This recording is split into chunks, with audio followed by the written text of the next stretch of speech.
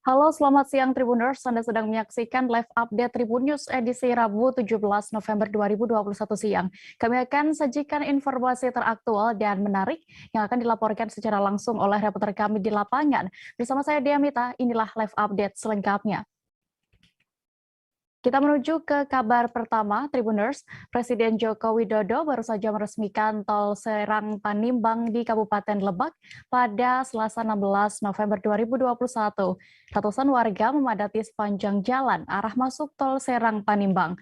Mereka antusias menyambut kedatangan Presiden Jokowi.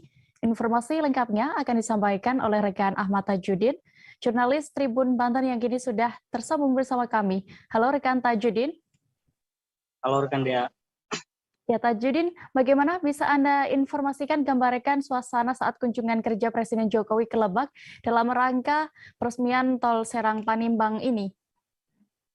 Baik rekan Dea, perlu diketahui bahwa kemarin pada Selasa tanggal 16 November 2021, Presiden Jokowi berkunjung ke daerah Lebak, yakni untuk meresmikan tol Serang Panimbang, di mana dalam kunjungannya di Lebak, nampak antusias warga Lebak sangat berantusias untuk menyambut kedatangan Presiden Jokowi. Ada yang mulai berteriak-teriakan, kemudian ada juga yang melambaikan tangan, bahkan pada saat kunjungan di sana, Presiden Jokowi juga melemparkan sebuah bingkisan berupa baju, di mana pada saat melemparkan baju, masyarakat berebutan untuk bisa mendapatkan baju tersebut. Di mana pada peresmian itu dilaksanakan sekitar pukul 9.15 menit, Presiden Jokowi baru sampai di daerah Lebak, dan kemudian disambut kedatangannya oleh warga, dan sehingga peresmian itu sekitar setengah 10 pagi dia. Ya Tajudin, Anda sempat juga ya datang ke lokasi di peresmian tol ini. Bagaimana saat Anda temui para warga Lebak ini tanggapannya atas kunjungan Presiden Jokowi?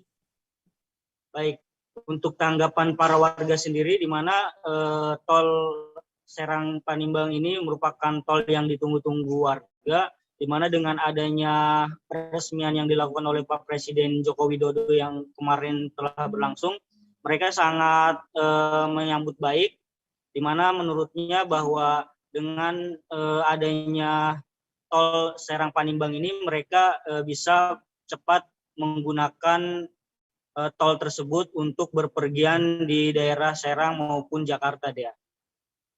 Untuk harapannya warga setelah diresmikannya jalan tol Serang Panimbang ini bagaimana?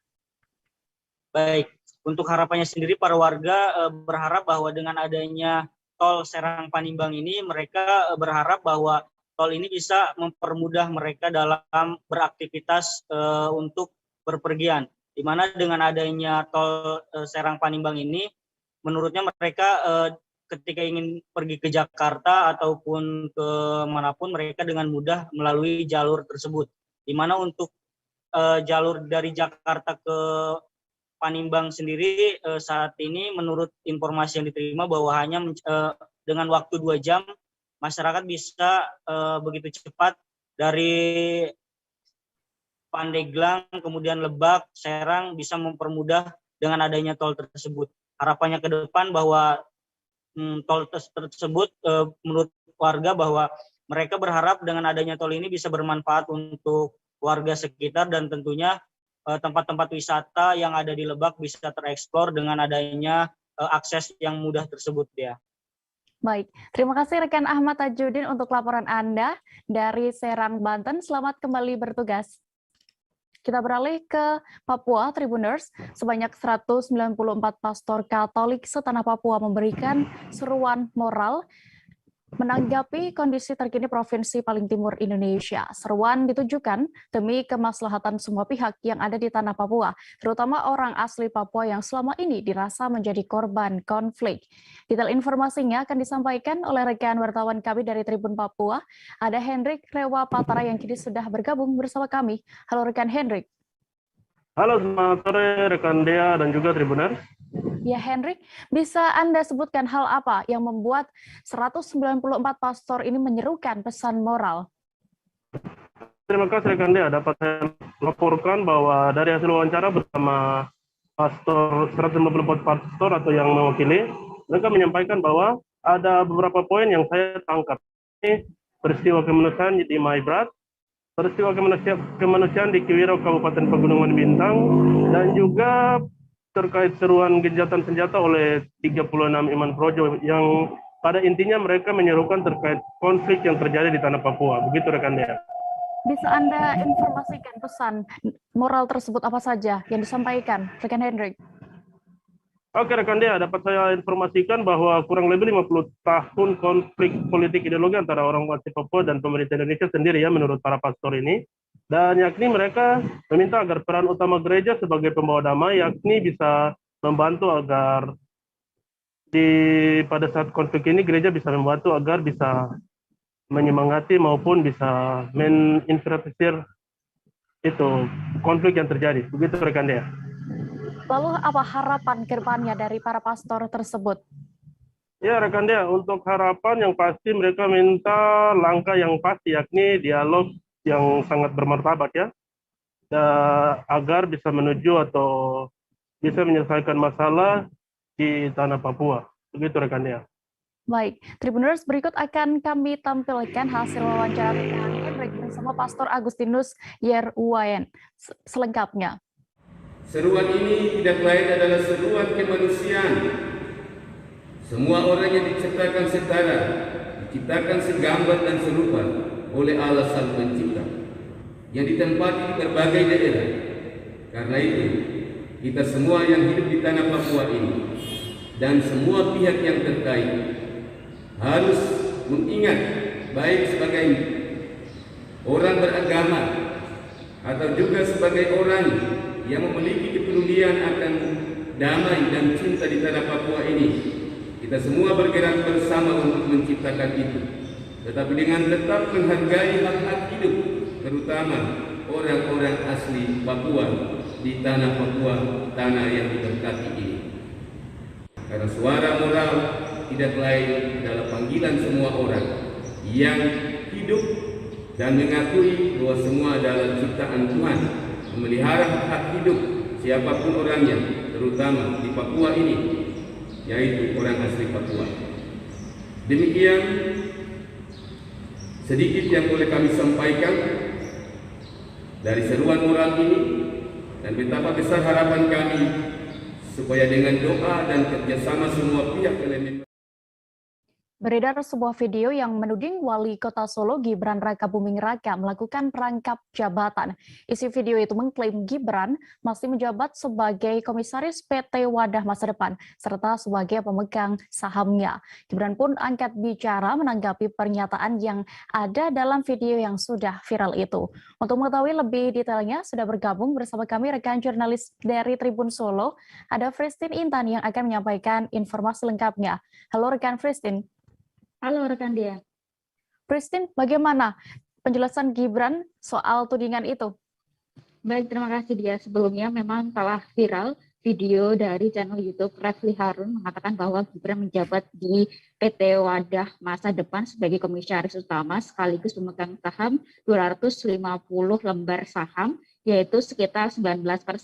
Dan dari Wali Kota Solo, Gibran Rakabuming Raka mengatakan memang benar mengaku sebagai pemegang saham, namun saat ini statusnya tidak aktif sehingga memang sejak pencalonan dia menjadi Wali Kota Solo sudah tidak aktif lagi menjabat sebagai komisaris, namun memang dibuktikan dari akte pemegang saham ataupun akte komisaris di dalam perusahaan ini Gibran masih tercantum, namun dari dalih Gibran sendiri mengatakan bahwa saat ini masih melakukan pengurusan administrasi dan juga proses pencopotan dirinya agar lebih fokus ke Wali Kota Solo Gibran Rakabuming menjadi Wali Kota Solo. Dan dari pernyataannya Gibran juga mengatakan saat ini saat mulai dari pencalonan hingga menjadi Wali Kota Solo, semua aktivitas ataupun tugas sebagai komisaris sudah diberikan kepada Kaisang Pangarep.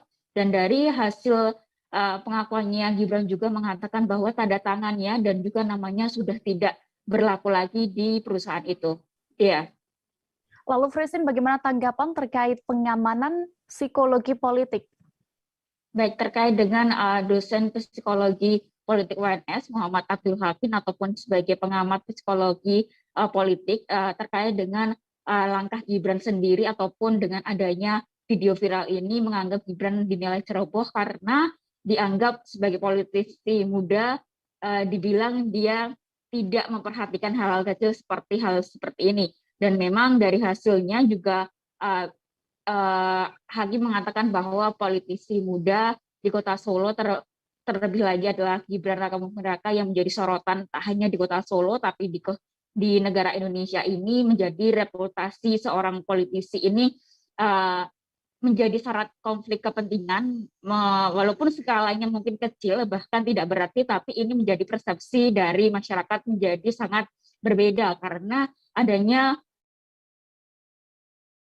isu yang sangat konflik ini ataupun isu konflik dengan rangkap jabatan ini sangatlah berpotensi adanya reputasi dari Gibran ini menurun, begitu dia. Baik, Tribuners, berikut akan kami tampilkan hasil wawancara rekan Christine bersama Wali Kota Solo, Gibran Rakabuming Raka selengkapnya. Saya tuh udah lama sekali tidak aktif. Ya setelah pencalonan kan saya tidak aktif. Jadi kita kan masih berproses administrasi, nanti tak perbaiki. Tapi yang jelas saya udah nggak aktif. Berarti itu udah lama. Iya, saya udah lama nggak aktif. Tak kono Kaisang, sing aktif kan Kaisang. Di 3 perusahaan ini. Tanda tanganku kan wis ora apa.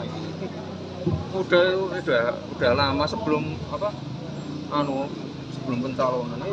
Ya itu kan sesuatu yang saya rintis dari dan sudah semuanya udah nggak aktif. Tanda tangan wis ora payu kok. Di komisaris juga sudah tidak. Ini lagi berproses untuk kan kalau di perusahaan kan harus ada proses restructuring loh. Iya. Yang jelas saya udah harus tahu aktif. Misalnya kalau saya ke Jakarta aja saya nggak pernah mampir kantor, mesti diurus Kaisang. Cuma Mas Kaisang aja Mas yang urus. Dan beberapa partner. Udah. Tapi Mas pegang saham di sana. Mas pegang saham. Ya itu kan dari dulu pegang. Ya kalau misalnya menyalahi aturan ya nanti saya mohon petunjuk arahan terutama dari Pak Mendak. Ini tenang aja, saya udah nggak aktif kok. Tim Direktorat Kriminal Khusus Polda Riau menangkap pelaku perambahan hutan atau illegal logging. Mereka disebut sebagai komplotan mafia yang pentolannya bernama Mat Ari alias Anak Jenderal. Pelaku beroperasi di hutan lindung di daerah Siak Kecil, Kabupaten Bengkalis. Kabar selengkapnya akan disampaikan rekan wartawan Tribun Pekanbaru. Ada Rizky Armanda yang kini sudah bergabung bersama kami. Halo rekan Rizky. Ya, halo Dea. Bisa Anda informasikan untuk lebih lengkapnya terkait kronologi terungkapnya praktek illegal logging ini? Ya, baik. Dapat saya laporkan bahwa pengungkapan ini bermula dari hari sebelumnya pada Senin 15 November 2021. Kapolda Riau melakukan patroli udara dengan helikopter dan menemukan adanya indikasi aktivitas perambahan hutan di beberapa lokasi titik koordinat, diantaranya yakni di kawasan Suaka Marga Satwa Giam Siak Kecil dan juga Suaka Marga Satwa Kurumutan. Dan dari hasil pantauan udara tersebut tampak beberapa potongan kayu yang sudah ditebang dan digelondongkan ke sungai. Kayu itu diangkut dari hutan oleh para pelaku dengan cara membuat rel dari kayu yang sudah tersusun sedemikian rupa. Kemudian pada Selasa kemarin akhirnya tim dari Direktorat Reserse Kriminal Khusus atau Ditreskrimsus Polda Riau berhasil menangkap beberapa orang pelaku illegal logging yang komplotan mafianya diketuai oleh Mat Ari alias Anak Jenderal.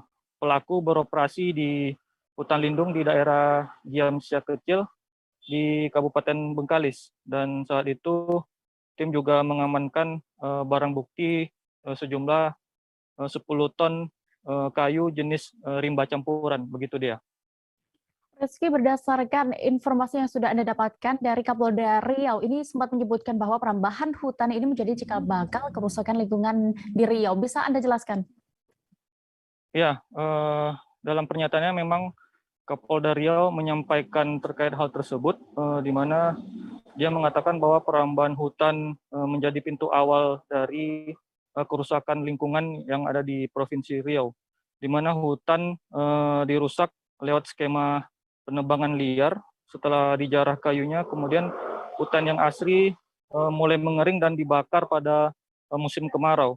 Tidak sampai 2 atau 3 tahun, kemudian hutan berubah menjadi perkebunan sawit dan digarap oleh para pelaku secara ilegal. Begitu, Dea. Lalu setelah berhasil mengungkap adanya praktik ilegal logging ini, apa langkah selanjutnya yang akan dilakukan pihak kepolisian? Ya, terkait hal ini, Polda Riau tidak hanya berhenti sebatas menangkap para pelaku yang ada di lapangan, namun juga Kapolda Riau, Irjen Pol Agung Setia Imam Effendi sempat menyampaikan bahwa pihaknya juga akan melakukan penelusuran siapa pemodal di balik aktivitas penambangan hutan secara ilegal ini. Begitu dia. Baik, terima kasih rekan jurnalis Tribun Pekanbaru, Rizky Armanda, untuk laporan Anda. Selamat kembali bertugas. Kita beralih ke Sumatera Selatan, Tribuners. Pemerintah Kota Palembang melalui Dinas PU Bina Marga dan Tata Ruang kembali membayarkan pembebasan lahan bangunan flyover Simpang Sekip pada Selasa 16 November di Hotel Harper. Pembayaran pembebasan lahan ini merupakan tahap ketiga sebanyak 20 persil yang dilakukan proses pembayaran kepada para pemilik lahan. Selengkapnya akan disampaikan jurnalis Tribun Sumsel, ada rekan Sri Hidayatun yang kini sudah terhubung bersama kami. Halo rekan Sri. Ya. Halo Dea. Ya rekan Sri, bisa Anda informasikan bagaimana untuk progres pembayaran pembebasan lahan untuk pembangunan flyover Simpang Sekip ini? Bisa Anda jelaskan? Iya Dea, terima kasih. Kepala Dinas PU Bina Marga dan Tata Ruang Provinsi Sumatera Selatan kembali telah membayarkan pembebasan lahan pembangunan flyover Simpang Sekip yang kemarin telah dilakukan di Hotel Harper Palembang. Nah, ini pembayaran ini memasuki tahap ketiga yang sudah ada sebanyak 20 persil. Sebelumnya itu tahap 1 dan tahap 2 telah dilakukan pembayarannya pada bulan Mei dan bulan September lalu. Ya. Nah, dari pembayaran tahap ketiga ini, jadi total semuanya ada 56 persil yang dibayarkan oleh pemerintah Kota Palembang dengan anggaran yang telah dianggarkan sebesar 48 miliar. Dan sisanya 12 persil lagi ini akan dibayar secepatnya. Karena di dalam 12 persil ini ada sedikit masalah yang terjadi, baik masalah secara administrasi dan juga masih dalam proses perekapan, maksudnya seperti itu. Dan dana ini, pembayaran ini memang melakukan sharing dengan pemerintah Kota Palembang, sehingga pemerintah Kota Palembang pun masih juga ada pembebasan lahan yang belum dibayarkan untuk pembebasan flyover Simpang Sekip ini, Dea.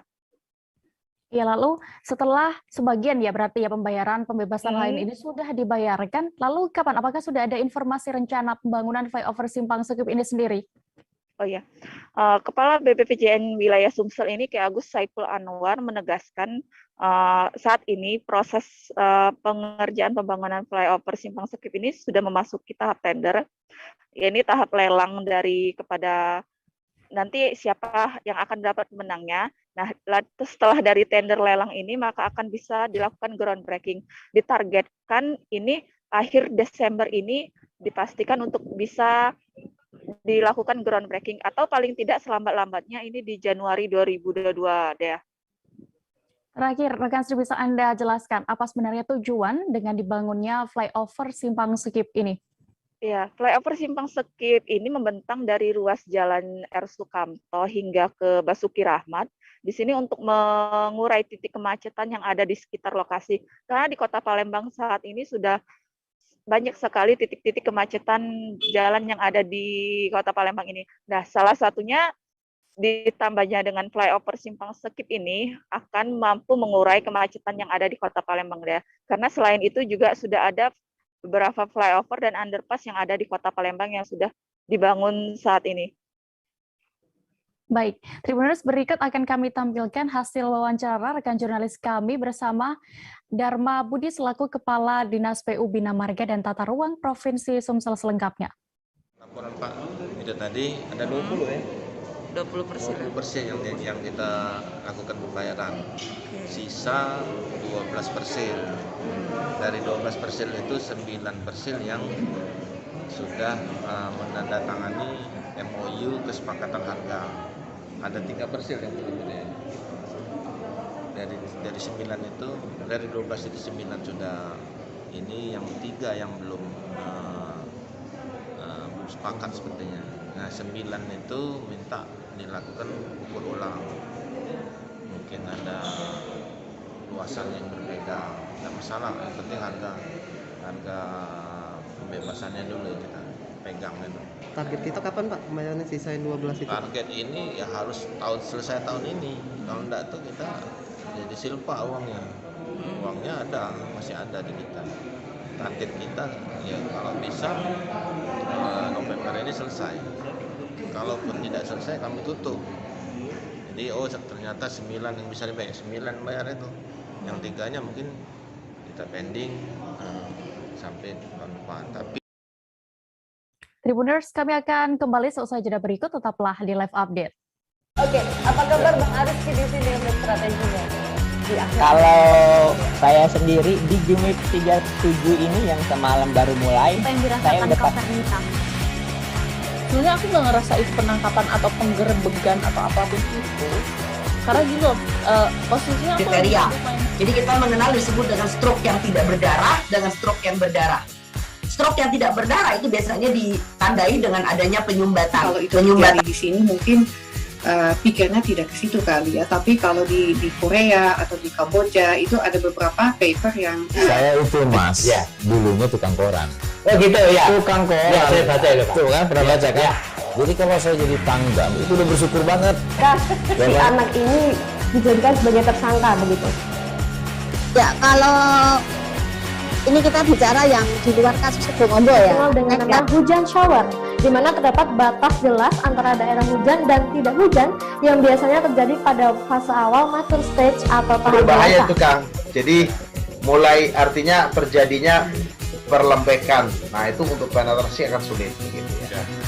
Dok, saya ini menurut saya memang tidak mudah, bukan urusan tanah diambil. Kalau misalnya Amerika Serikat sekarang, Rasulullah mengatakan dalam sebuah hadis bahwa berpuasa di 6 hari Syawal itu. Oke, apa kabar Bang Ariski di sini untuk strateginya? Kalau saya sendiri di Jumit 37 ini yang semalam baru mulai, saya udah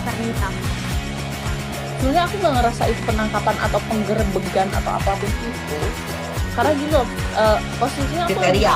Jadi kita mengenal disebut dengan stroke yang tidak berdarah dengan stroke yang berdarah. Stroke yang tidak berdarah itu biasanya ditandai dengan adanya penyumbatan. Kalau itu terjadi di sini mungkin pikirnya tidak ke situ kali ya, tapi kalau di Korea atau di Kamboja itu ada beberapa paper yang saya itu Mas, ya, dulunya tukang koran. Oh gitu ya, Tukang koran. Ya, saya baca itu Pak. Tuh kan, pernah baca kan? Jadi kalau saya jadi tanggam itu udah bersyukur banget. Si anak ini dijadikan sebagai tersangka begitu.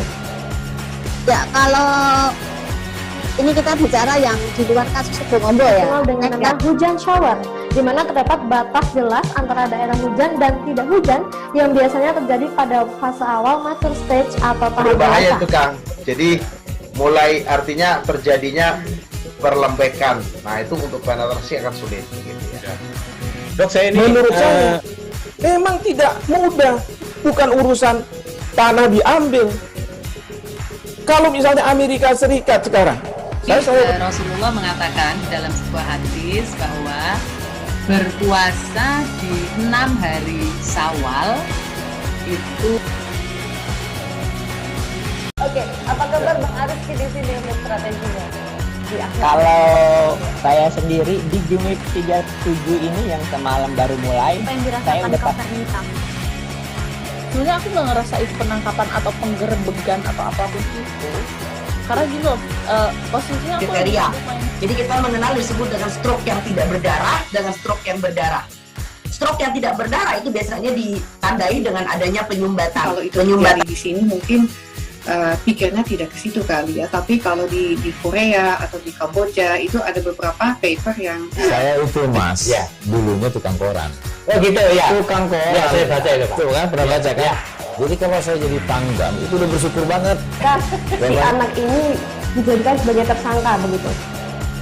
Ya, kalau ini kita bicara yang di luar kasus Sebongombo ya. Dikenal dengan nama hujan shower, di mana terdapat batas jelas antara daerah hujan dan tidak hujan yang biasanya terjadi pada fase awal mature stage atau tahap Berbahaya dewasa. itu Kang. Jadi mulai artinya terjadinya perlembekan. Nah itu untuk penetrasi akan sulit. Gitu ya. Dok, saya ini menurut saya memang tidak mudah, bukan urusan tanah diambil. Kalau misalnya Amerika Serikat sekarang, Rasulullah mengatakan dalam sebuah hadis bahwa berpuasa di 6 hari Syawal itu. Oke, apa kabar Bang Ariski di sini untuk strateginya? Kalau saya sendiri di Jumit 37 ini yang semalam baru mulai, Apa yang saya dirasakan udah Kak Fernita? Sebenarnya aku nggak ngerasain penangkapan atau penggerbegan atau apapun itu, karena gini loh, posisinya aku kriteria. lagi main. Jadi kita mengenal disebut dengan stroke yang tidak berdarah dengan stroke yang berdarah. Stroke yang tidak berdarah itu biasanya ditandai dengan adanya penyumbatan. Kalau itu terjadi di sini mungkin pikirnya tidak ke situ kali ya, tapi kalau di Korea atau di Kamboja itu ada beberapa paper yang Saya itu Mas, dulunya tukang koran. Oh gitu ya. Tukang koran. Ya, saya baca itu Pak. Tuh kan, pernah baca kan? Jadi kalau saya jadi Pangdam, itu udah bersyukur banget. Si anak ini dijadikan sebagai tersangka begitu. Ya, kalau ini kita bicara yang di luar kasus Sebongombo ya. Dikenal dengan nama hujan shower, di mana terdapat batas jelas antara daerah hujan dan tidak hujan yang biasanya terjadi pada fase awal mature stage atau tahap Berbahaya dewasa. itu Kang. Jadi mulai artinya terjadinya perlembekan. Nah itu untuk penetrasi akan sulit. Gitu ya. Dok, saya ini menurut saya memang tidak mudah, bukan urusan tanah diambil. Kalau misalnya Amerika Serikat sekarang, Rasulullah mengatakan dalam sebuah hadis bahwa berpuasa di 6 hari Syawal itu. Oke, apa kabar Bang Ariski di sini untuk strateginya? Kalau saya sendiri di Jumit 37 ini yang semalam baru mulai, Apa yang saya dirasakan udah Kak Fernita? Sebenarnya aku nggak ngerasain penangkapan atau penggerbegan atau apapun itu, karena gini loh, posisinya aku lagi kriteria. main. Jadi kita mengenal disebut dengan stroke yang tidak berdarah dengan stroke yang berdarah.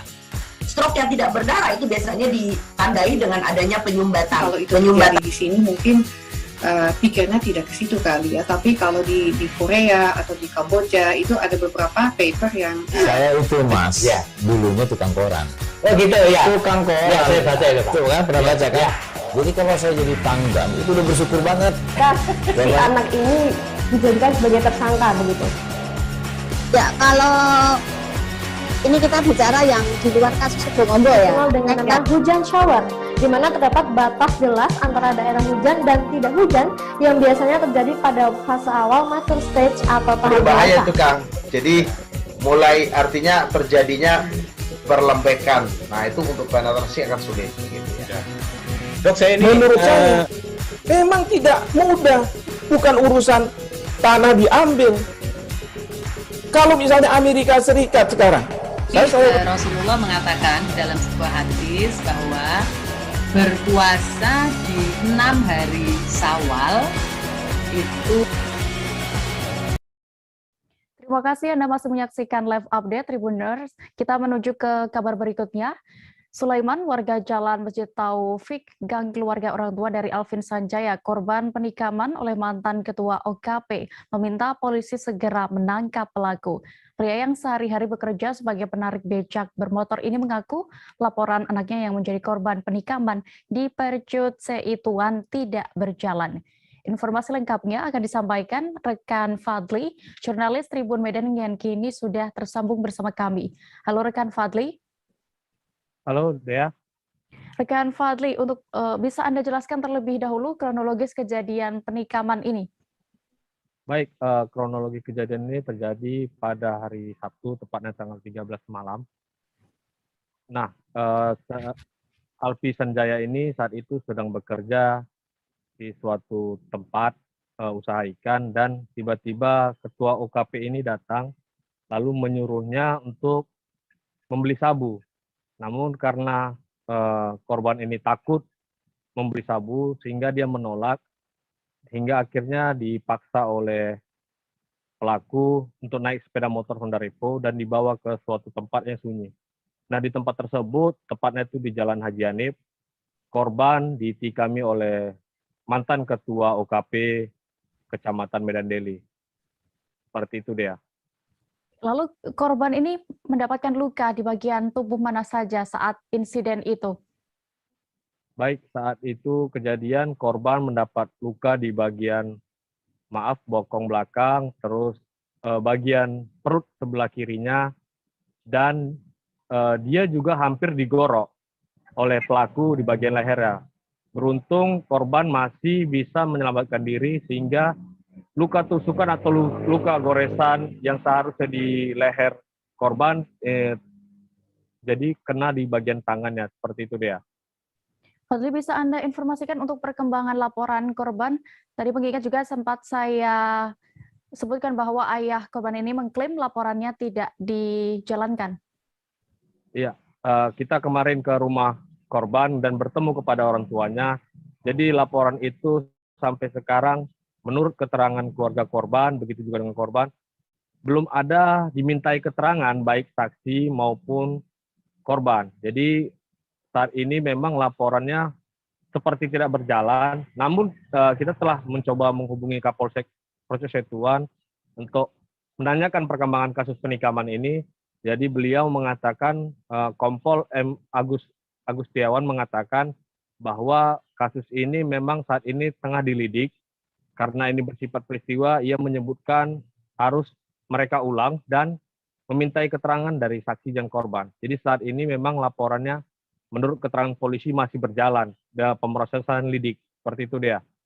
Baik, Tribuners, rekan Fadli juga sudah sempat melakukan wawancara bersama Alvin Sanjaya, korban dari penikaman, dan juga Sulaiman, ayah korban. Berikut kami tampilkan selengkapnya.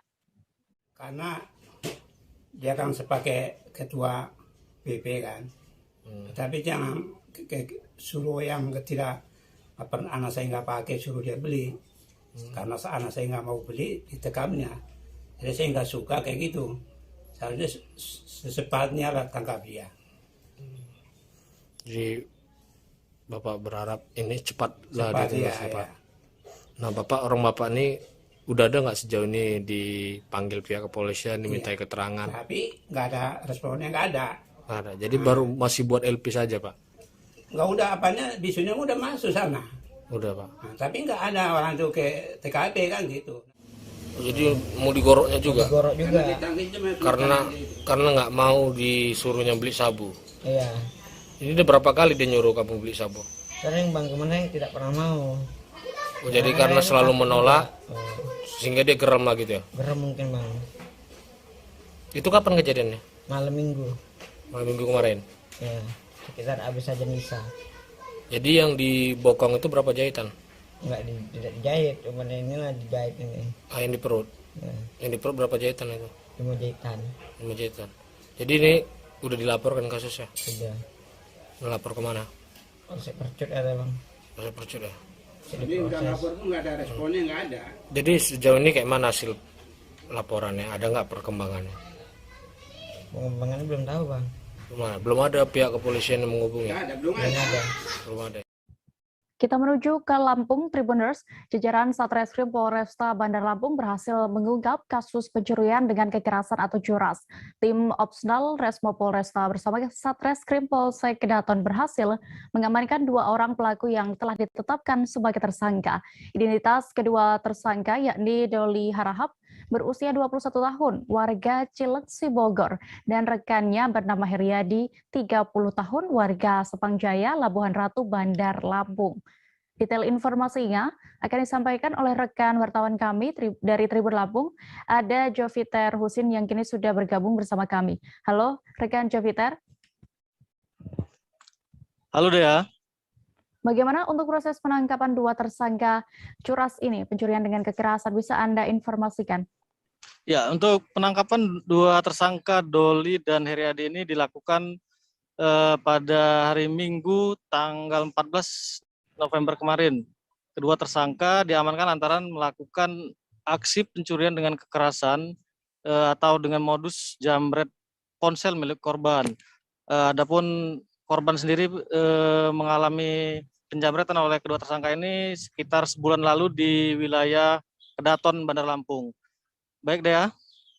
Jupiter, setelah diamankan ini dan digali informasinya oleh pihak kepolisian, diketahui sudah berapa kali tersangka menodong atau melakukan aksi pencurian seperti ini? Ya, dari keterangan Kasat Reskrim Polresta Kompol Depi Sujana mengatakan bahwa kedua tersangka ini sudah terlibat atau melakukan aksi curas di 5 TKP. Adapun 1 TKP di wilayah hukum Polsek Sukarame dan 4 TKP lainnya berada di wilayah hukum Polsek Kedaton. Saat diamankan, kedua tersangka ini juga diamankan berupa barang bukti senjata tajam dan 4 unit ponsel yang diduga hasil curian. Baik, Dea. Untuk mereka menentukan target yang akan dicuri atau dirampok seperti apa? Ya, disampaikan oleh Kasat Reskrim bahwa modus kedua tersangka ini adalah melakukan hunting atau memantau situasi dan membuntuti korban. Adapun calon korban sendiri merupakan yang dirasa oleh pelaku ini mudah untuk dilakukan. Seperti misalnya remaja yang sedang nongkrong di pinggir jalan ataupun anak muda yang sedang mengendarai sepeda motor. Namun kedua tersangka ini lebih menyasar ponsel atau barang yang mudah direbut seperti dompet dan barang berharga lainnya. Kedua tersangka ini juga menyatakan tidak pernah melakukan pencurian selain ponsel ataupun mengambil motor korbannya. Namun mereka mengakui pernah melukai salah satu korbannya dengan senjata tajam yang dimiliki oleh tersangka Heriadi. Baik, Dea. Baik, Tribuners, berikut akan kami tampilkan keterangan dari Kompol Devi Sujana selaku Kasat Reskrim Polresta Bandar Lampung yang sudah berhasil didapatkan rekan Joviter selengkapnya. Malam Senin kemarin berhasil mengamankan pelaku 365 ya, pencurian dan kekerasan dengan modus yaitu memepet korban pada saat di jalan raya dengan membawa beberapa senjata tajam ya, diantaranya celurit, parang maupun samurai ya. Jadi tim gabungan berhasil mengamankan 2 orang tersangka. Ini inisialnya apa ya, Bang? D dengan H. D yang mana, Bang? Ini D.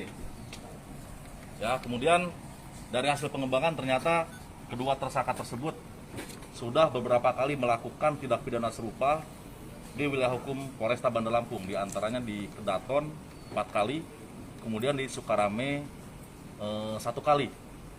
Ini juga terhadap komplotan ini ada beberapa orang yang masih kita kejar terhadap TKP lain. Tapi untuk TKP ini yang kemarin ditangkap baru 2 ini yang terlibat. 3, 1 masih DPO. Kalau untuk modus peran mereka masing-masing seperti apa sih, Mas? Nah, yang 1 bawa motor, kemudian yang 1 lagi. Ini kemarin korbannya itu sempat nongkrong di Jalan Sultan Agung, 4 orang dihampiri. Tapi karena si pelaku ini bawa senjata tajam, ya mereka nggak berani melawan. Dari korban tersebut diambillah 2 buah HP. Badan Narkotika Nasional atau BNN Sulawesi Barat berhasil menggagalkan peredaran narkotika jenis sabu-sabu lintas provinsi di wilayah Kabupaten Mamuju. Pelaku berinisial IR, 35 tahun, warga Polman, merupakan kurir sabu yang diamankan bersama sejumlah barang bukti. Untuk mengetahui lebih detailnya, sudah bergabung bersama kami rekan Habludin, jurnalis dari Tribun Sulbar, yang akan menyampaikan laporan lengkapnya. Halo rekan Hablu. Halo rekan Dea. Bisa Anda informasikan kronologis penangkapan pelaku peredaran narkoba ini? Ya, rekan Dea dan Tribun Nes dimanapun Anda berada, dapat saya informasikan bahwa untuk penangkapan yang dilakukan oleh BNN ini merupakan peredaran narkoba jenis sabu-sabu ini lintas provinsi. Lintas provinsinya ini mulai dari dari Kalimantan Utara yang akan diedarkan di Sulawesi Barat, dan pelaku IR ini yang ditugaskan untuk menjemput jenis sabu-sabu ini di Palu, di Pelabuhan Palu, dan mengantar sampai di Sulawesi Barat. Namun pihak BNN dapat menggagalkan aksi pelaku ini dan sempat dilakukan penahanan di salah satu wilayah di Kabupaten Mamuju. Dan dapat saya informasikan juga bahwa pelaku sempat ingin melukai pihak petugas BNN itu sendiri dengan melakukan ingin melarikan diri, sehingga pihak BNN Sulbar yaitu melakukan penembakan beberapa kali ke kendaraan yang dibawa oleh pelaku ini, dan sehingga bisa diamankan dan melalui kerjasama dengan Polda Sulawesi Barat dan masyarakat setempat. Demikian, Dea. Saat dilakukan pengamanan oleh BNN ini, barang bukti apa saja yang juga berhasil disita oleh petugas? Ya, rekan Dea dan Tribuners, dapat informasi yang kami dapatkan bahwa barang bukti yang berhasil disita oleh pihak BNN Sulbar ini dalam itu ada 8 saset sabu-sabu, jenis sabu-sabu seberat 382 gram, dan juga pakaian korban, dan 1 buah mobil Innova bermerek Innova, dan 1 buah handphone milik pelaku ini. Dan dapat saya informasikan juga dalam saat ini pihak BNN dan maupun pihak Polda yang bekerja sama untuk mencari dan melakukan pengejaran salah satu pelaku lagi, yaitu masih dalam DPO ini, yang merupakan salah satu pengedar narkoba juga di lintas provinsi di wilayah Sulawesi Barat ini. Demikian rekan Dea. Iya, lalu bagaimana untuk pengembangan yang dilakukan BNN Sulbar selanjutnya? Ya, untuk pengembangan yang dilakukan BNN ini sementara dilakukan koordinasi dan pengejaran 1 DPO yang dimana sementara dikejar oleh pihak BNN dan bekerjasama dengan Polda dan masyarakat di Sulawesi Barat ini sendiri. Dan untuk selanjutnya korban pelaku ini ditahan di kantor di tahanan BNN itu sendiri bersama dengan barang bukti yang disita oleh BNN ini. Demikian rekan Dea. Baik, rekan Hablu. Dan Tribuners, ini juga akan kami tampilkan wawancara Brigjen Pol Sumirat Dwianto selaku Kepala BNN Sulbar terkait kasus ini selengkapnya. Mencederai atau melukai petugas, makanya tim kami ada yang melakukan tindakan tegas struktur, termasuk menggunakan peringatan, namun tidak diindahkan, akhirnya mobil tersebut ditembak oleh anggota kami. Pelaku diamankan di mana? Pelaku diamankan bersama-sama oleh masyarakat dan Direktorat Polair, dan saat itu diamankan di kantor Polair dan dilakukan pemeriksaan bersama Direktorat Reserse Narkoba Polda dan juga BNN terkait dengan penggeledahan barang bukti dan lain sebagainya. Jadi ada upaya melarikan diri dari Mamuju? Ya, pelaku. Jadi pelaku dengan berusaha menabrak personel kami itu adalah upaya melarikan diri. Upaya melarikan diri dengan berbagai cara sehingga dilakukan penembakan itu, dan tetap masih melarikan diri, bahkan akan informasi dari masyarakat juga akan menabrak masyarakat setempat, sehingga bersama-sama masyarakat, Polair dan seluruh jajaran bisa mengamankan salah satu dari pelaku, dan juga masyarakat menyampaikan bahwasanya ada bungkusan yang mencurigakan yang dibuang di salah satu selokan, dan akhirnya itu kita sisir lagi, kita temukan, dan ternyata itu adalah barang bukti kurang lebih 382,9 gram narkotika jenis sabu. Kabar berikutnya datang dari Provinsi Jambi. Seorang perempuan muda asal Medan nekat melakukan percobaan bunuh diri. Percobaan bunuh diri ini dilakukan di Jembatan Auduri 1 di atas Sungai Batanghari, Jambi. Aksi itu berhasil digagalkan oleh seorang nelayan yang sedang mencari ikan di Sungai Batanghari. Kabar selengkapnya akan disampaikan rekan dari Tribun Jambi. Ada Hasbi Sabirin yang kini sudah terhubung bersama kami. Halo rekan Hasbi. Ya, baik, Dea. Rekan Hasbi, kapan sebenarnya peristiwa ini terjadi dan apakah juga sudah diketahui pemicu seorang wanita asal Medan ini nekat melakukan percobaan bunuh diri di atas jembatan Sungai Batanghari? Ya, baik rekan Dea dan pemirsa Tribuners. Memang waktu pada hari Selasa kemarin sekitar pukul 11.00 di jembatan Auduri 1 yang melintasi Sungai Batanghari di Provinsi Jambi itu terjadi sebuah peristiwa. Ada seorang perempuan asal Medan yang nekat melakukan aksi percobaan bunuh diri. Ya, untuk diketahui pemicu dari aksi percobaan bunuh diri melompat dari jembatan Auduri 1 ke Sungai Batanghari itu diduga pemicunya korban memiliki masalah antara keluarga dan pacarnya. Ya, beruntung waktu kejadian warga yang melintasi jembatan Auduri 1 itu sempat heboh melihat tindakan yang dilakukan oleh perempuan asal Medan tersebut. Dan untuk kronologis kejadiannya, pada saat pukul 11 waktu Indonesia Barat itu, warga yang melintasi jembatan Auduri 1 mencurigai gerak-gerik dari si korban yang selalu mondar-mandir di atas jembatan Auduri 1 itu mengarah ke Sungai Batanghari. Ya, mengetahui hal itu, warga setempat mendekati si korban lalu menanyakan si korban sedang ngapain di jembatan tersebut. Sementara korban menjawab dirinya di jembatan itu tidak sedang baik-baik saja dan tidak boleh diganggu oleh warga setempat. Sebelum si korban melakukan aksi percobaan bunuh diri melompat ke Sungai Batanghari itu juga sempat ditahan oleh warga di sekitar dengan menarik bajunya karena warga di sana sudah mencurigai bahwa si korban itu akan melompat dari jembatan yang ketinggian sekitar 30 meter ke Sungai Batanghari tersebut. Dengan seketika korban itu hilang kendali dari warga sekitar hingga korban itu melompat ke Sungai Batanghari dan tenggelam di Sungai Batanghari dan terseret arus sungai juga sekitar 500 meter dari lokasi kejadian. Ya, beruntung korban saat itu berhasil diselamatkan oleh seorang nelayan yang sedang mencari ikan di Sungai Batanghari tersebut. Ya, menurut keterangan sang nelayan yang berhasil menyelamatkan korban itu, saat itu si nelayan tidak mengetahui adanya peristiwa percobaan pembunuh diri ya di lokasi jembatan itu.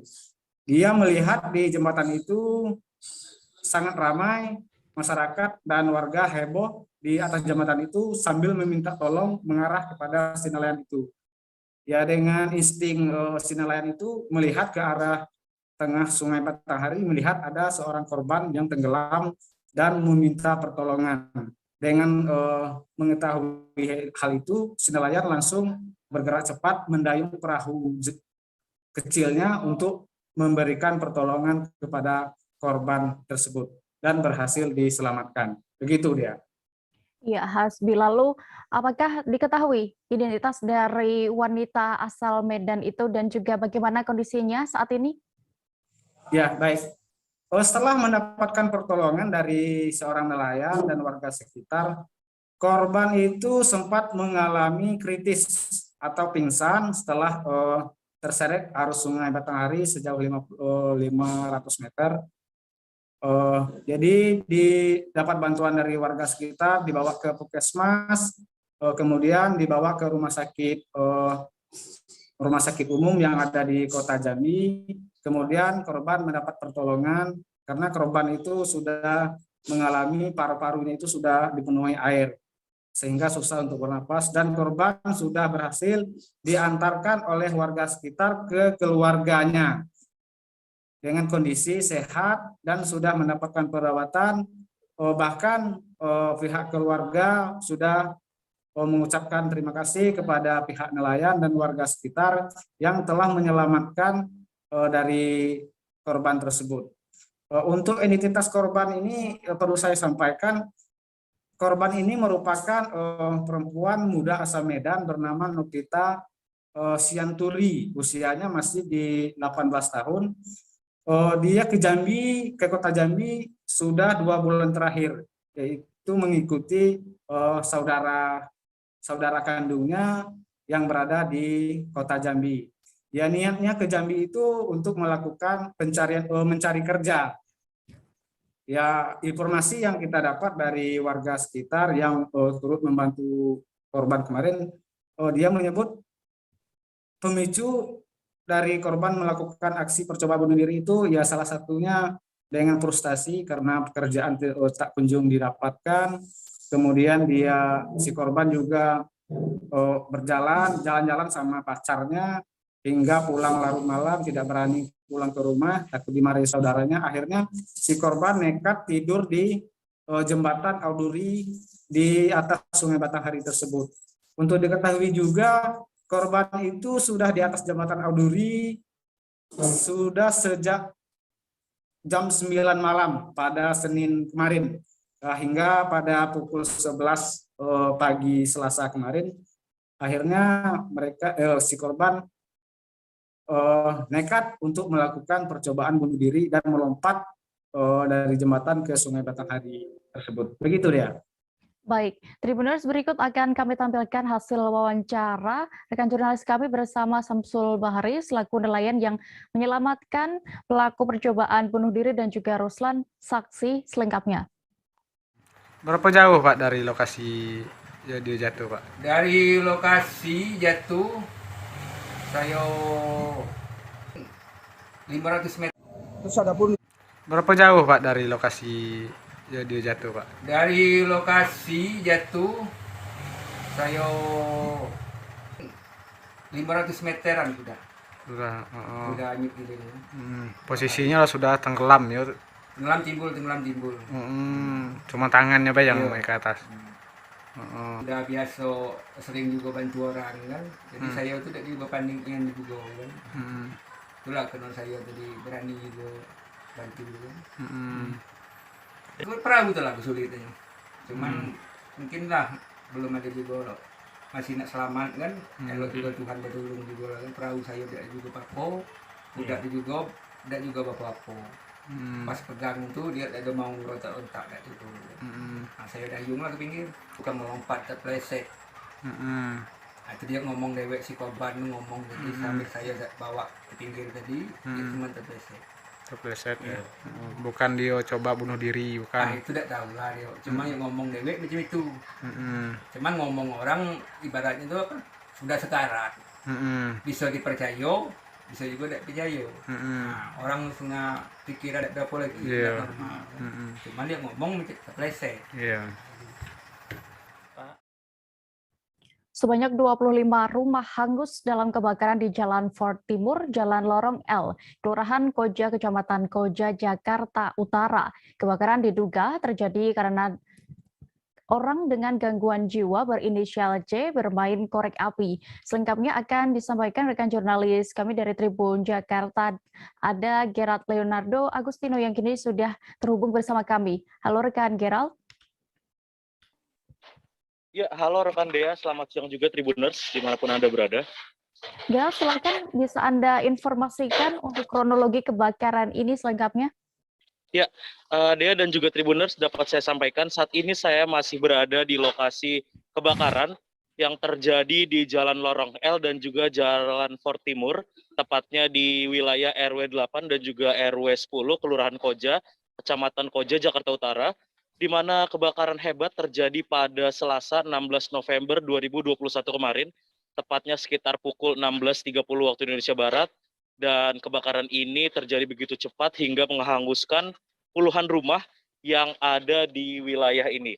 Saat ini juga saya mau menunjukkan, Dea dan juga Tribuners, beginilah kondisi terkini dari lokasi kebakaran, di mana memang terlihat rumah-rumah warga tampak tersisa puing-puing dan juga hangus akibat dari kebakaran yang terjadi pada sore hari kemarin. Dan saat ini juga warga tengah beres-beres atau juga membersihkan puing-puing dari rumah-rumah mereka yang hangus dalam kebakaran Selasa sore kemarin di wilayah RW 8 dan juga RW 10, Kelurahan Koja, Kecamatan Koja, Jakarta Utara. Dea. Gerald, Anda masih di lokasi saat ini dan tadi sempat saya sebutkan bahwa ada 25 rumah yang terbakar. Untuk data terbaru, berapa yang terbakar? Apakah ada penambahan atau bagaimana? Iya. Berdasarkan data terbaru, memang sempat kemarin disebutkan oleh pihak kepolisian bahwa ada 25 rumah yang terbakar di wilayah ini. Namun berdasarkan data terbaru atau yang telah saya update pagi hari tadi, jumlah rumah yang terbakar di wilayah ini total sekitar 45 rumah, di mana 37 rumah diantaranya berada di RW 8, sementara 8 rumah lainnya berada di wilayah RW 10, Kelurahan Koja, Kecamatan Koja, Jakarta Utara. Dea. Gerald, apa penyebab kebakaran tersebut? Apakah sudah diketahui yang sebenarnya? Karena informasinya sebelumnya ini diawali oleh perbuatan dari seorang ODGJ. Ya, Dea dan juga Tribuners, saat ini saya mau menunjukkan rumah yang menjadi penyebab awal atau titik api awal dari kebakaran hebat di wilayah ini. Ya, ini adalah rumah di RT 1 RW 10 Tribuners, di mana rumah ini dapat Anda lihat saat ini sudah dipasangi garis kepolisian, dan rumah ini adalah rumah dari salah seorang warga yang berinisial C, di mana C ini berdasarkan penuturan warga setempat memang memiliki semacam gangguan kejiwaan, dan ada dua versi dari warga di mana dan juga pihak kepolisian hasil penyelidikan sementara di mana ODGJ ini kemarin sempat ada cekcok atau keributan dengan adiknya sendiri. Dan di tengah-tengah cekcok atau sebelum pukul 16.30 itu dia juga sempat membentak dan juga mencekik adiknya sebelum akhirnya ODGJ berinisial C ini bermain korek api, dan versi lainnya dia juga membakar gorden dari rumahnya, di mana api dari rumah ODGJ berinisial C ini kemudian menyambar ke rumah-rumah warga lainnya hingga akhirnya menyebabkan puluhan rumah warga lainnya seperti tadi yang saya sebutkan, ada sekitar 45 rumah warga terbakar hebat dalam kebakaran yang terjadi Selasa sore kemarin. Dea. Baik, terima kasih rekan Gerald, dan berikut Tribuners akan kami tampilkan hasil wawancara rekan jurnalis kami bersama AKBP Abdul Rashid selaku Kapolsek Koja selengkapnya. Terus ada pun rumah yang awal kejadian adalah rumahnya Pak Chandra, ya kan? Rumahnya Pak Chandra itu diperkirakan sekitar umur 32 tahun. Dan memang Chandra ini menurut keterangan masyarakat bahwa itu sering melakukan omongan kepada orang tuanya atau pengancaman kepada orang tuanya bahwa rumah ini akan saya bakar. Bahkan tadi kejadian awal adiknya sempat dimarahin dan dicekik. Setelah itu dia main korek, setelah koreknya dilepas, dia tinggal korek itu ternyata menimbulkan api. Adapun rumah kebakar adalah sekitar 25 rumah. Itu. Dari RW 8 sampai RW 10. Itu. Pak Kapolsek, ini ada dugaan terduga ini apa gangguan jiwa, Pak? Bukan gangguan jiwa, kami sudah tahu bahwa itu stres. Adapun gangguan jiwa itu nanti kami mintakan itu adalah kedokteran. Untuk korban sendiri gimana, Pak? Ada korban, Pak? Korban jiwa nggak ada, nihil. Saat ini pelaku gimana? Sekarang pelaku kami amankan, sudah kami bawa ke Polsek. Tadi pada saat kami amankan itu memang sempat dikerumuni oleh warga. Setelah kami koordinasi dengan warga supaya jangan ada pemukulan atau colek-colekan kepada yang bersangkutan, akhirnya masyarakat menyadari, akhirnya kami bawa ke Polsek. Pak, dari keterangan warga ini si C ini sudah berapa lama nih Pak gangguan jiwanya, Pak? Sudah lama itu, memang sudah sekitar tahunan juga, karena selalu mengancam orang tuanya untuk ditusuk. Bahkan kejadian tadi adiknya dicekek, baru dia main korek api gitu. Tribuners, kami masih akan menyajikan informasi pilihan lainnya seusai jeda berikut. Tetaplah di Live Update. Oke, apa kabar Bang Arif di sini untuk strateginya? Kalau saya sendiri di Game 37 ini yang semalam baru mulai, saya udah sebenarnya aku nggak ngerasa itu penangkapan atau penggerebegan atau apapun itu, karena gini loh, posisinya aku kriteria. Jadi kita mengenal disebut dengan stroke yang tidak berdarah dengan stroke yang berdarah. Stroke yang tidak berdarah itu biasanya ditandai dengan adanya penyumbatan. Kalau itu terjadi di sini mungkin pikirnya tidak ke situ kali ya, tapi kalau di Korea atau di Kamboja itu ada beberapa paper yang saya itu mas, dulunya tukang koran. Oh gitu ya. Tukang koran. Ya, saya baca itu, Pak. Tuh kan, pernah baca kan? Ya. Jadi kalau saya jadi pangdam itu udah bersyukur banget. Si anak ini dijadikan sebagai tersangka begitu. Ya, kalau ini kita bicara yang di luar kasus Sebongombo ya. Dikenal dengan nama hujan shower, di mana terdapat batas jelas antara daerah hujan dan tidak hujan yang biasanya terjadi pada fase awal mature stage atau tahap berbahaya dewasa. itu Kang. Jadi mulai artinya terjadinya perlembekan. Nah itu untuk penetrasi akan sulit begitu ya. Dok, saya ini menurut saya memang tidak mudah, bukan urusan tanah diambil. Kalau misalnya Amerika Serikat sekarang, Rasulullah mengatakan dalam sebuah hadis bahwa berpuasa di 6 hari Syawal itu. Oke, apa kabar Bang Ariski di sini untuk strateginya? Kalau saya sendiri di Gumip 37 ini yang semalam baru mulai, Apa yang saya dirasakan udah Kak Fernita? Sebenarnya aku nggak ngerasa itu penangkapan atau penggerebegan atau apapun itu, karena gini loh, posisinya aku Kriteria. Jadi kita mengenal disebut dengan stroke yang tidak berdarah dengan stroke yang berdarah. Stroke yang tidak berdarah itu biasanya ditandai dengan adanya penyumbatan. Kalau itu terjadi di sini mungkin pikirnya tidak ke situ kali ya, tapi kalau di Korea atau di Kamboja itu ada beberapa paper yang Saya itu Mas, dulunya tukang koran. Oh gitu ya. Tukang koran. Ya, saya baca itu, Pak. Tuh kan, pernah baca kan? Jadi kalau saya jadi pangdam itu udah bersyukur banget. Si anak ini dijadikan sebagai tersangka begitu.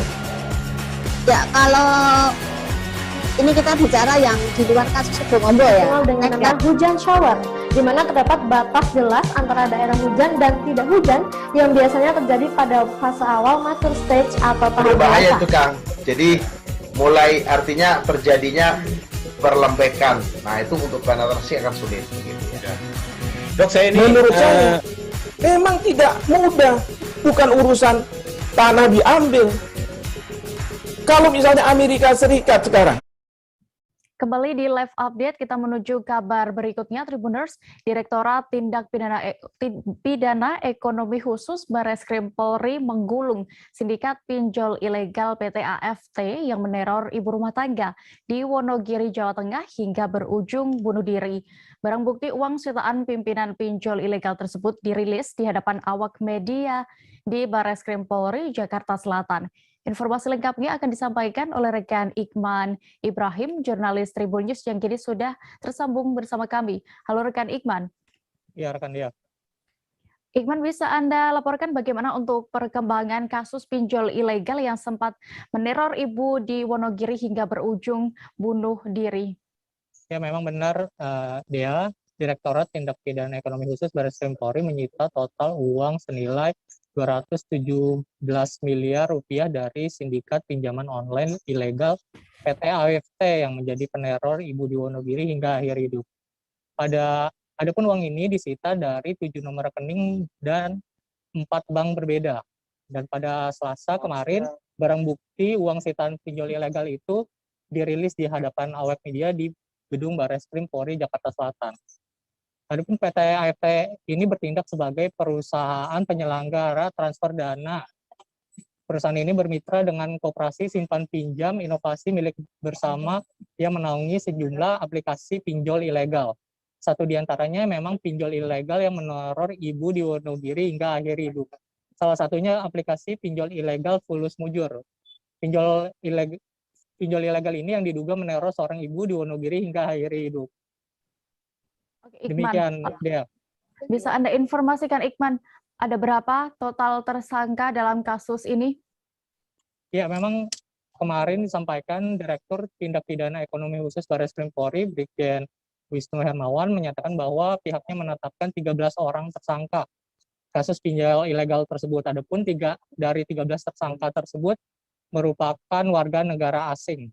Mereka adalah WNA asal Amerika berinisial JMS dan WNA asal Tiongkok berinisial GCY dan WJS. Demikian dia. Bisa Anda informasikan terkait peran dari masing-masing tersangka ini? Ya, memang bisa diinformasikan bahwa seluruh tersangka memiliki peran berbeda-beda. Misalnya WJS adalah pengendali atau pemilik operasi simpan pinjam inovasi milik bersama. Sedang dalam operasinya WJS dibantu GJY selaku konsultan IT beri perusahaan transfer dana tersebut. GCY mengintegrasikan sistem payment gateway yang di FinPay dengan AvinPay pada perusahaan transfer dana. Sedangkan JMS merupakan direktur yang membantu operasional pinjol ilegal tersebut. Sedangkan WNI yang menjadi tersangka mayoritasnya sebagai operator atau desk collection atau penagih hutang. Demikian dia. Baik, terakhir Iqman, apa ancaman pasal terhadap para tersangka ini? Ya, memang seluruh tersangka telah ditahan ya di Rutan Barreskrim Polri. Mereka disangkakan pasal berlapis oleh penyidik Polri, di antaranya Undang-Undang ITE hingga tindak pidana pencucian uang. Adapun ancaman dari pasal-pasal tersebut yaitu penjara 20 tahun dan denda 10 miliar. Demikian dia. Baik, terima kasih rekan jurnalis Tribun News Iqman Ibrahim untuk laporan Anda. Selamat kembali bertugas. Kita beralih ke Aceh, Tribuners. Kasus pembunuhan terhadap Fitriani berusia 56 tahun, warga desa Suwaktimah, Kecamatan Salatiga, Kabupaten Aceh Barat, akhirnya terungkap. Pelaku yang mengeksekusi korban dengan batu koral tersebut ternyata merupakan kepala dusun atau kadus di Dusun Ketapang, Desa Suwaktimah, yaitu Juni Husriyadi bin Husen Ali. Detail informasinya akan disampaikan oleh wartawan kami dari Serambi News. Ada rekan Sa'dul Bahri yang kini sudah bergabung bersama kami. Halo rekan Sa'dul.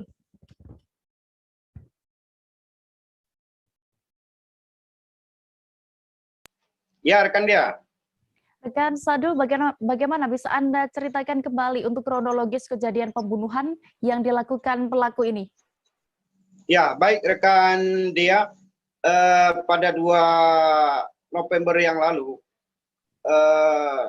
tersangka Juni Husriyadi ini adalah saat itu sedang menaikkan layang-layang, tiba-tiba datang Fitriani yang menjadi korban pembunuhan ini. Di saat itu dia ditegur oleh pelaku, hati-hati supaya tidak mengenai layang dia saat itu. Namun jawaban daripada korban atas pengakuan dari penyelidikan pihak kepolisian menyebutkan bahwa yang naik-naikkan layang ini adalah PKI, sehingga dari bahasa ini membuat tersangka ini menjadi emosi dan terselut dendam di hatinya, sehingga pada 3 November ia sempat juga ke rumah pelaku ini dengan membawa sebuah parang yang bersembunyi di belakang rumah korban. Saat itu si pelaku berencana akan membunuhnya. Namun pada saat itu dia mengurungkan niat itu, namun dia menanyakan kembali kepada korban ini, kenapa kakak atau menuduh saya ini sebagai PKI. Lalu atas dasar itu korban pun menjawab bahwa kamu memang PKI. Sehingga membuat tersangka ini semakin terselut emosi dan menaruh dendam. Lalu pada 4 November, pelaku termasuk suaminya dia melaksanakan sholat isya berjamaah di masjid. Namun setelah melaksanakan ibadah sholat isya berjamaah, melihat suaminya lagi berada di masjid, lalu si pelaku ini bergegas pulang ke rumah, lalu mengintai rumah si korban ini. Di saat melihat suasana sepi, si pelaku ini langsung masuk ke rumah, lalu mengetok pintu. Setelah mengetok pintu, langsung dibogem oleh si tersangka ini. Sehingga korban Fitriani yang merupakan salah satu guru di sebuah sekolah di Aceh Barat, ia terjatuh tak sadarkan diri, dan di situ pula pelaku mengambil emas sebanyak 60 mayam. Lalu korban juga diseret, dan akhirnya batu besar itu dihantam di kepala korban sehingga menyebabkan kepala korban jadi pecah. Dan pada malam itu juga diketahui bahwa pelaku ini setelah tiada, dan akhirnya setelah melalui penyelidikan panjang oleh Polres Aceh Barat, sehingga pelaku terungkap di saat dia membayar utang dari hasil emas yang diambil sama korban. Sehingga dia pada 15 November kemarin berhasil ditangkap oleh pihak kepolisian yang saat ini berada di Mapores Kabupaten Aceh Barat. Demikian, Dea.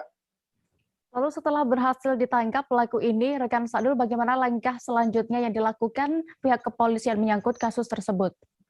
Ya, untuk saat ini berdasarkan bukti akan ditindaklanjuti sebelum diserahkan ke pihak kejaksaan untuk menindaklanjuti persoalan ini, dan untuk tersangka ini akan dikenakan hukuman mati ya, atau hukuman seumur hidup. Demikian rekan dia. Baik, Tribuners. Tadi juga rekan Sadul sudah berhasil mendapatkan keterangan dari AKBP Andrianto Argamuda selaku Kapolres Aceh Barat terkait kasus ini, dan juga Juni Husriyadi tersangka pembunuhan. Berikut kami tampilkan selengkapnya. Motifnya apa nih Pak? Jadi motifnya setelah kita dalami adalah motif sakit hati. Sakit hati berupa apa tuh Pak? Karena pelaku kerap dihina oleh korban berulang kali, sehingga pelaku menanam perasaan dendam terhadap korban. Demikian. Pelaku tunggal Pak? Tunggal. Untuk ancaman hukumannya nih Pak? Jadi terhadap pelaku kita terapkan pasal berlapis 340 junto 338 dan atau pasal 365, di mana 340 pelaku terancam hukuman mati. Pelaku punya hubungan dekat dengan korban Pak? Tidak ada, mungkin hanya tetangga saja. Itu emang tetangga rumah ya Pak ya? Tetangga rumah dekat. Kandang kerbau, saya mau kasih naik layang. Kebetulan saudara di belakang saya, klakson, saya berhenti. Hati-hati Bu, nanti kena saya layang-layang saya. Begitu pas-pasan dia langsung berhenti, langsung disebut yang kasih naik layang-layang PKI semua. Unsur itulah saya sakit hati. Berkali-kali dia bilang, keturunan kamu keturunan PKI, dia bilang. Dari situlah timbul saya sakit hati, itu aja. Tapi saya menyesal, sangat menyesal, karena saya kedepankan emosi saya. Kita beralih ke informasi berikutnya, Tribuners. Berbagai macam komoditas khas daerah di Sulawesi Utara dipamerkan dalam kerukunan dan legislatif Expo 2021 di Mantos 3 Kota Manado, Sulawesi Utara. Berbagai kompetisi juga digelar, seperti lomba idol lagu daerah serta diskusi panel. Selengkapnya akan disampaikan oleh rekan kami dari jurnalis Tribun Manado, ada Andreas Ruau yang akan menyampaikan informasi lengkapnya. Halo rekan Andreas. Halo Dea. Andreas, bisa Anda informasikan untuk apa saja produk-produk unggulan yang dipamerkan di Legislative Expo kali ini? Ya, produk unggulan termasuk komoditi-komoditi khas daerah atau komoditi yang jadi citra lokal dari tiap daerah ya. Salah satunya ada pala dari Sangihe, ada cengkeh dari Minahasa, dan ada cemilan dan kuliner jajanan kuliner lainnya seperti kuliner prefixing atau kuliner cemilan kue-kue basah dan lain sebagainya. Kemudian juga ada macam produk-produk unggulan selain kuliner, juga ada kerajinan. Juga ada kerajinan yang merupakan sebuah karya dari masing-masing kabupaten kota yang punya ciri khas dan punya nilai jual. Seperti ada kerajinan alat musik dan kolintang, dan kerajinan pakaian seperti batik dan lain-lain. Begitu kira-kira deh. Yes, Anda sempat juga ya datang ke Expo kali ini. Bagaimana saat itu respon masyarakat atau pengunjung terhadap event ini? Ya, masyarakat juga sangat mendukung para penyelenggaraan event, di mana mereka berbelanja produk-produk lokal dan mendukung produk-produk yang dipasarkan oleh UMKM di situ.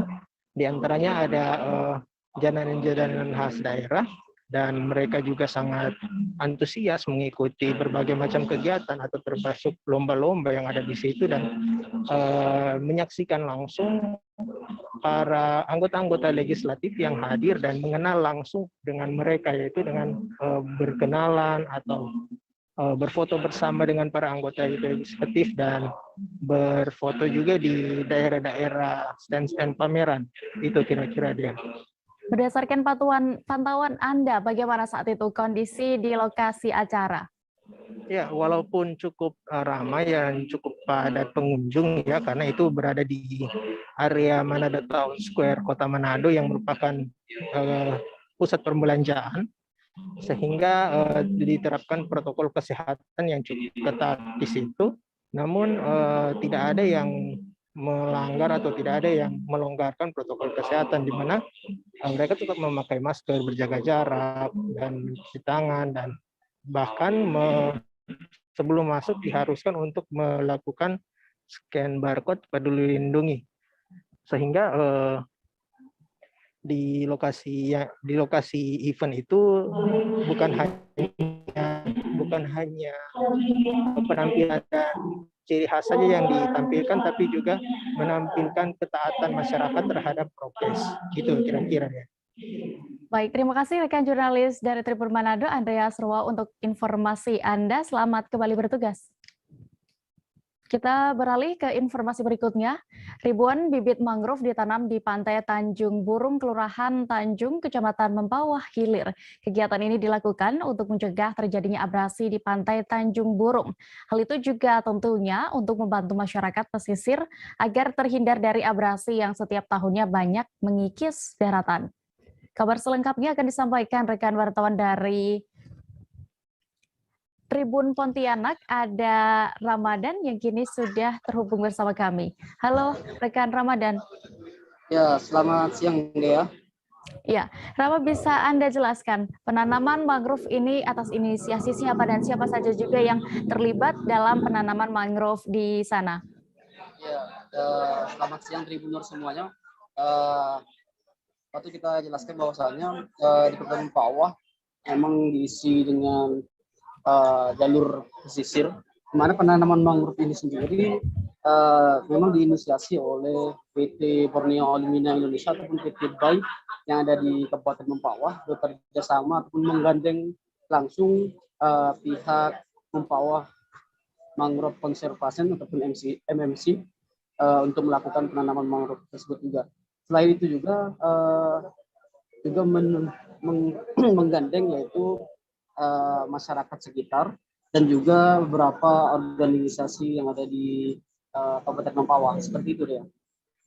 Apakah ada informasi terkait total pastinya bibit mangrove yang ditanam di sana?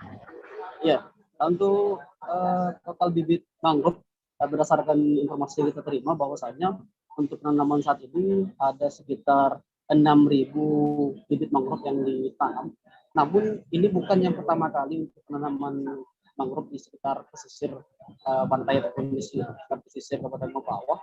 Ini sudah yang kesekian kalinya, karena juga pihak MMC yang memang menaungi untuk menjaga alam untuk menjaga pantai ini sudah beberapa kali melakukan penanaman mangrove bekerjasama dengan pihak-pihak terkait lainnya. Dan ini juga memang ditargetkan bukan hanya untuk kali ini saja, bahkan ke depannya juga akan dilaksanakan lagi penanaman mangrove, sehingga memang ditargetkan untuk menjaga wilayah pesisir bawah. Untuk harapan dengan penanaman ribuan mangrove, 6.000 ini ya, berarti mangrove itu seperti apa, Rama? Ya, memang dengan tanaman mangrove ini sendiri diharapkan bisa menjaga kelestarian alam khususnya di wilayah pesisir, mengingat informasi yang kita terima di pantai Tanjung Burung ini sendiri sekitar 1 tahunnya itu selama 1 tahun pengikisan oleh abrasi itu ada sekitar 20 meter yang terkikis oleh abrasi. Maka sehingga apabila tidak dilakukan secara dini penanaman mangrove tersebut, maka per tahun itu daratan di sekitar pantai Tanjung Burung khususnya akan terkikis oleh abrasi. Maka dari itu dilakukan pengecaran secara dini untuk penanaman mangrove berharap nanti ke depannya juga bisa melindungi masyarakat dari terjangan abrasi pantai dan juga bisa melindungi masyarakat sekitar, juga menjaga alam kita. Seperti itu dia. Baik, Tribuners, berikut akan kami tampilkan hasil wawancara rekan Rama bersama Raja Fajar Azansyah selaku Ketua Mempawah Mangrove Conservation atau MMC selengkapnya. Kegiatan penanaman mangrove ini dalam rangka CSR BAI atas 6.000 bantuan 6.000 bibit mangrove yang ditanam di Tanjung Burung. Harapannya tentunya ya bibit yang ditanam pada pagi hari ini dapat tumbuh dengan baik tentunya, sehingga si mangrove ini dapat melindungi daratan dari abrasi pantai yang selama ini terjadi di Tanjung Burung. Itu 1 tahun itu luasannya 20 meter. Sebanyak 8 unit rumah panggung dibongkar di Desa Punagaya, Kecamatan Bangkala, Kabupaten Jeneponto. Pembongkaran rumah dilakukan oleh salah seorang pendukung calon kepala desa yang tidak berhasil duduk di Desa Punagaya. Menanggapi kejadian ini, anggota DPRD Sulsel asal Jeneponto, Mulyadi Mustamu KR Tinggi turut buka suara. Selengkapnya akan disampaikan rekan jurnalis Tribun Timur, ada Muh Rakib yang kini sudah terhubung bersama kami. Halo rekan Rakib.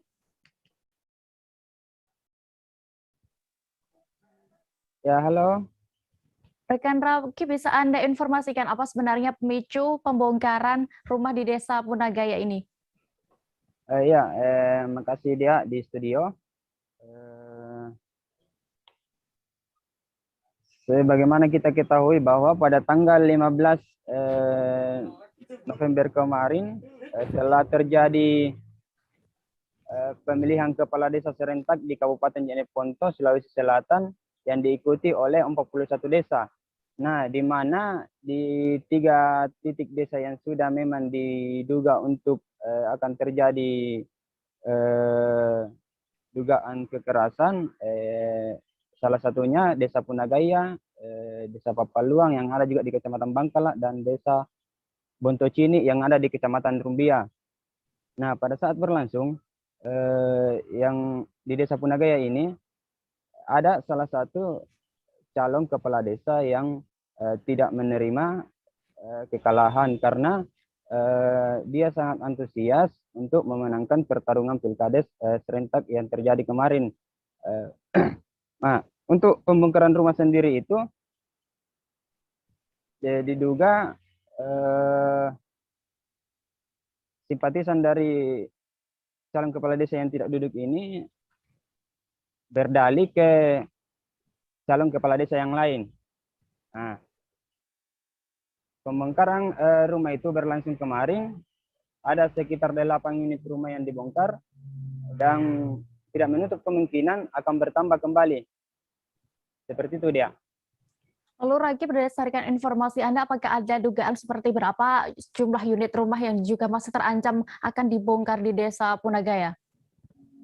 Kalau untuk dugaan jumlah belum ditahu pasti, tetapi apabila ada indikasi yang terdengar atau diketahui bahwasanya ada warga atau masyarakat di sekitar di Desa Punagaya yang diketahui lari atau berdari ke calon kepala desa yang duduk saat ini, maka rumahnya akan ikut dibongkar juga. Nah, kalau pada saat itu juga pendukung dari simpatisan calon kepala desa yang gagal ini, yang tidak berhasil duduk, akan menggerakkan massa untuk membongkar paksa rumah warga apabila warga tidak ingin membongkar rumahnya sendiri. Seperti itu dia.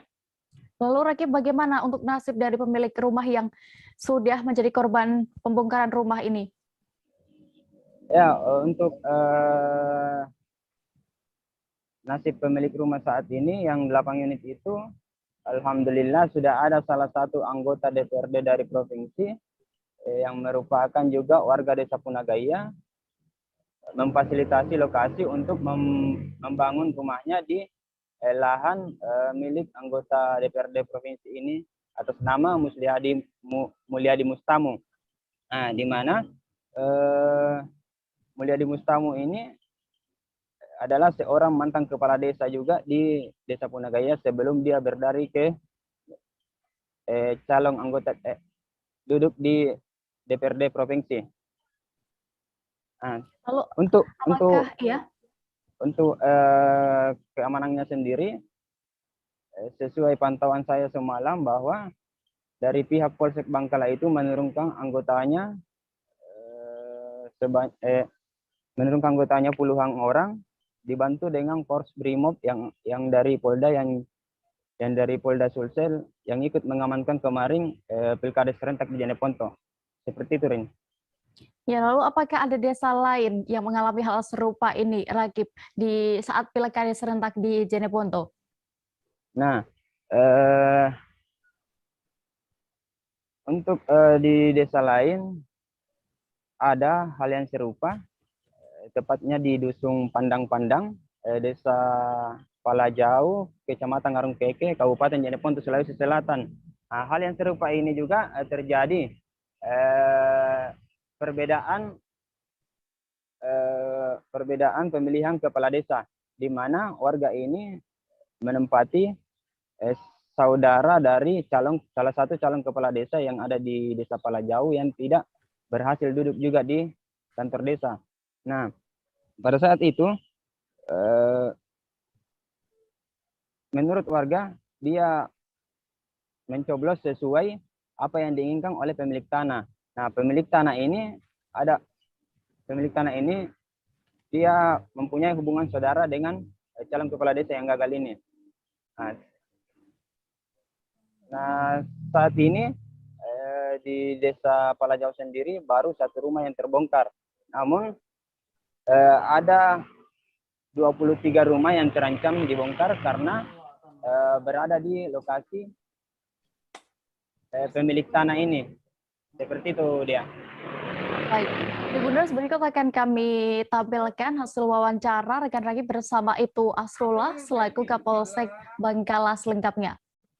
Bahwa pembongkaran rumah itu terjadi karena terindikasi diduga pemilik tanah nama Laki Aldi dan dari pemilik tanah pendukung salah satu calon kepala desa di Punagaya yang sebelumnya ada kesepakatan dalam bentuk pernyataan untuk memilih calon tersebut, namun diketahui oleh pemilik tanah tidak mendukung sehingga terjadi permintaan oleh pemilik tanah apakah mau membongkar ataukah dibongkarkan sendiri.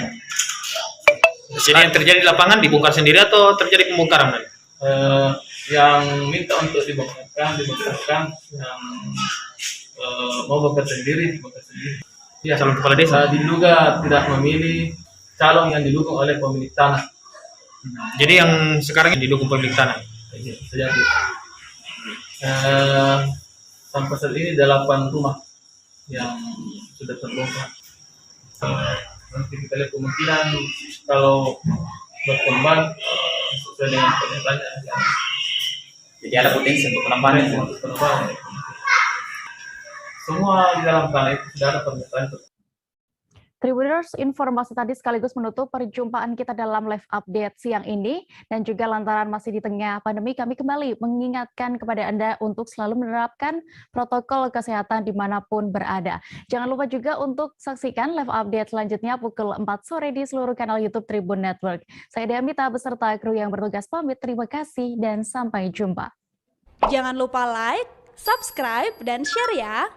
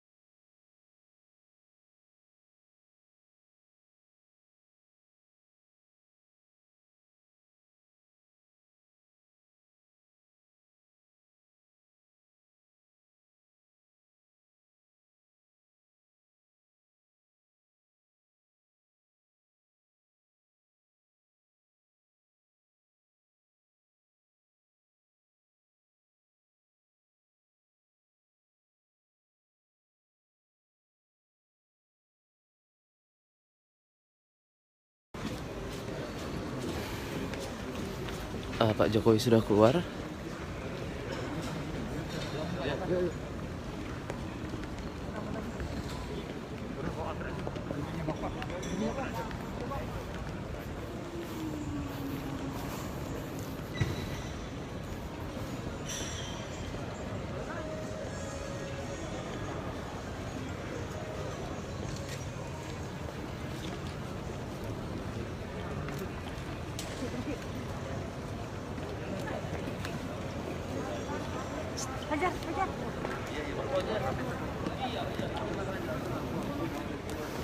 Pak Jokowi bersama rombongan menuju Hall 5, yang dimana ada beberapa booth-booth otomotif, perusahaan otomotif juga di sana.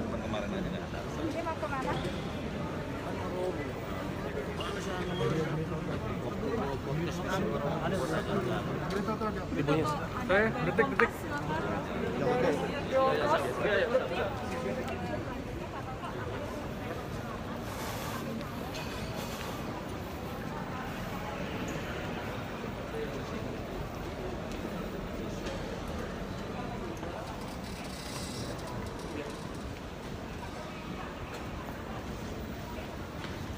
Sekarang Bapak menuju Hall 5.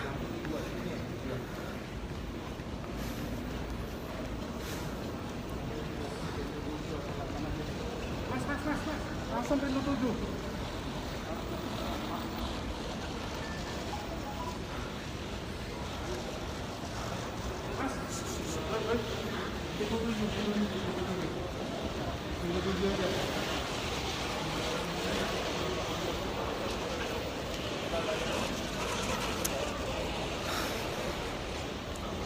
Kita diminta untuk pintu 7,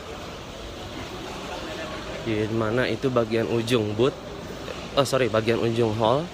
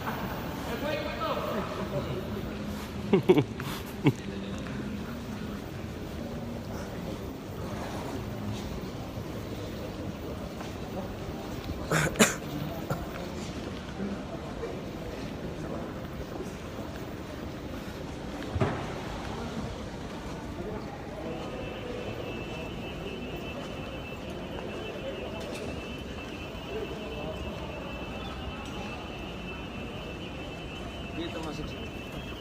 Kita cek di Hyundai itu. Di Hyundai pasti nggak mungkin. Oh iya, nggak benar. Kalau itu saya jumpa tadi sih.